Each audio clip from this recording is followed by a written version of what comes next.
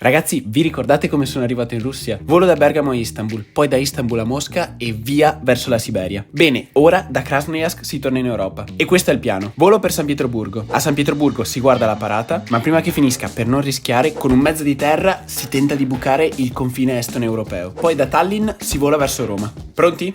Ciao Krasnojarsk! Ciao! Andiamo a San Pietroburgo, Beppe.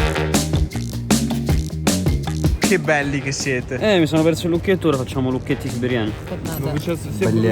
Important in Russian airlines to use this thing to protect your luggage from different bad people. Adesso dalla Siberia stiamo andando a San Pietroburgo, così ci avviciniamo al nostro obiettivo Tallinn. Se dovessimo riuscirci risparmieremmo e soprattutto abbiamo paura di volare dall'unico aeroporto internazionale russo dopo la parata, visto che non si sa cosa succederà.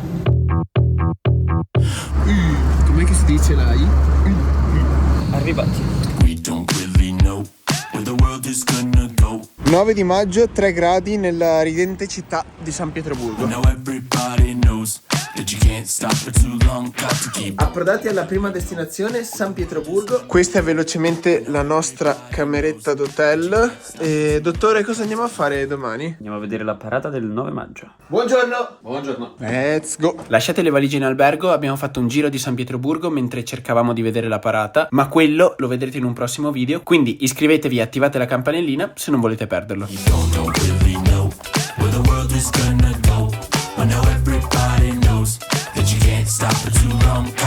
Hai visto che c'è anche il caffè? Che benessere, il bagno, è un lusso il bagno. Adesso abbiamo 7 ore per arrivare a Tallinn. C'è anche la televisione, guarda che belli sti posti. Pensavo che fosse... Oh, ho sbattuto anch'io. Si vola, ragazzi. Da San Pietroburgo bucheremo il confine orientale d'Europa e cercheremo di entrare a Tallinn. Cos'è che c'ha la Russia? Una luce del cielo particolare.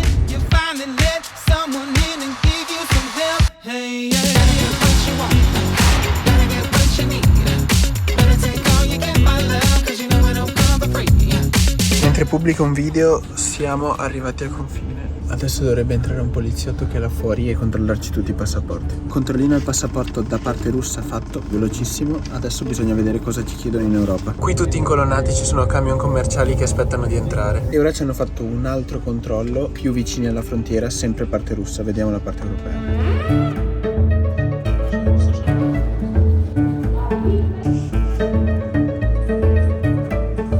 Ultimo controllo alla frontiera russa, ci hanno fatto scendere tutti quanti, siamo passati a piedi con il bagaglio per la frontiera, abbiamo controllato il passaporto di ogni persona e gli abbiamo ridato il foglio di immigrazione. Ora dovremmo fare l'unico controllo per la frontiera europea. È bellissimo comunque il paesino che c'è qui, è tipo un forte. E qui iniziano tutti i camion che entrano in Russia. Abbiamo appena finito lo stesso controllo per la frontiera europea, scesi con i bagagli, fatto il controllo del passaporto. Stanco morto perché tra tutti questi controlli ci abbiamo messo almeno un'ora e mezza, però siamo in Europa. Superata la frontiera. Sono stanco. Oh, suolo europeo. Come si legge questa? Narva, non lo so, non parlo. Narva. È finito la mia zona di competenza. Finalmente le lettere normali, ostia.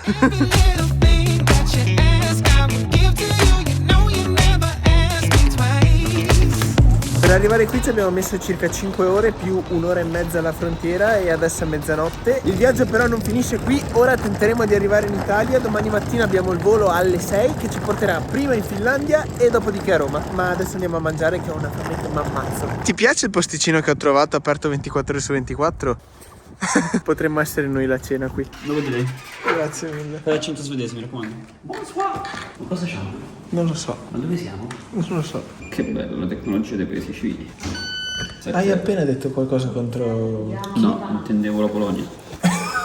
Beh dai, non male questo poglio. Quando siamo arrivati alla dogana estone era pieno di cartelli con scritto: se per caso una spia russa o bielorussa ti ha costretto a fare delle foto ai nostri confini e alle nostre attrezzature, comunicacelo, sapremo come aiutarti. E me lo dice solo ora perché sennò avrei fatto tipo 1000 video. E saresti stato arrestato. Se ne stiamo andando dal 24 ore perché ci stiamo un po' addosso che c'erano dei strafatti. Tipi loschi. Si va in aeroporto. Sono tipo le 2 di notte in questo momento, abbiamo l'aereo alle 6. Vai cavallo. Ma la carne essiccata alle 2 di notte? Prendi un po' di zucchero. Buono. Carne essiccata. Buonanotte Sasso. Buonanotte dottore. Ho passato le ultime 2 ore steso su dei divanetti. Ma da dove salta fuori tutta sta gente? Sulle 4 di mattina. Tra 2 ore si vola, sono finito.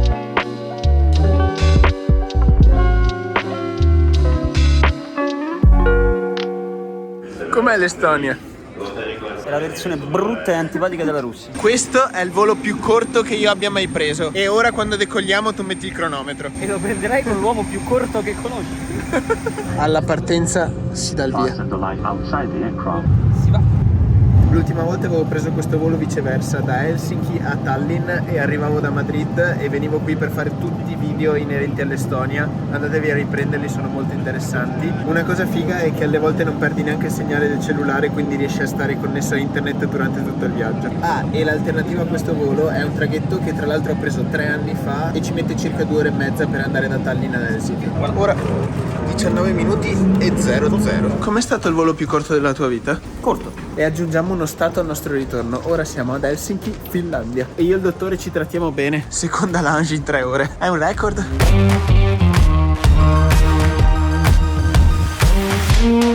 In teoria, a meno che non ci dirottino, dopo questo dovremmo essere arrivati.